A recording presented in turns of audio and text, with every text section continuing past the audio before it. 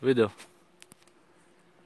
Καλημέρα, 22 Ιουνίου 2017. Είμαστε στο κτήμα, μαζεύουμε τσάι. Κώστας, Βασίλης, Σοφία και Ελένη. Τι είπες, Ελένη, για ξαναπες? Κάθε φορά δεν στα κάσταρα έτσι κάνεις εσύ, λέω. Του κάνεις εσύ. Άνω Μιλιά, ρε. Είναι της κάμερας. Είμαστε στην Άνω Μιλιά.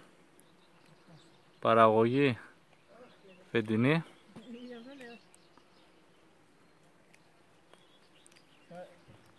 Μ' αρέσει έτσι να βγάζω το χέρι.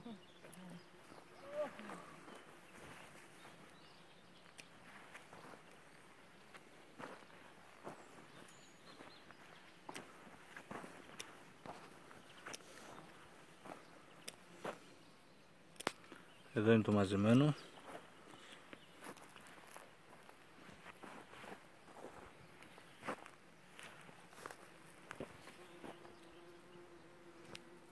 Για πες, Κώστα, πώς γίνεται η διαδικασία? Τι ακριβώς τώρα κάνεις εσύ? Δεν βλέπει. Ή γυρνάς πλάτη?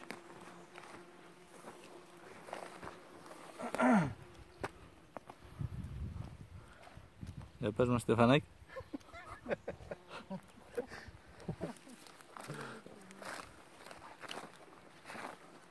Και η Σοφία εδώ είναι ένα από τα γρήγορα χέρια που έχουμε. Εργάτρια κι αυτή. Εντάξει, είστε ευχαριστημένοι με το μεροκάματο? Κυρία Σοφία, πληρώνεστε καλά? Πολύ καλά. Όχι, όχι.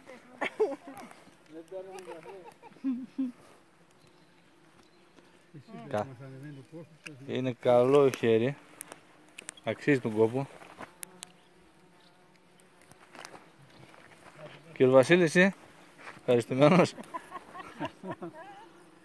Μας περιποιούν τα παιδιά εδώ πέρα.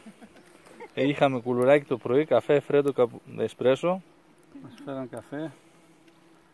Ξεκουραζόμαστε το μεσημέρι, κοιμόμαστε κιόλας. Το βράδυ πάμε να ραντίζουμε. Ποτίζουμε πρωί-πρωί. Ποτίζουμε το πρωί. Έχουμε και μελισσούλες άγριες. Γίνεται ένας πανικός.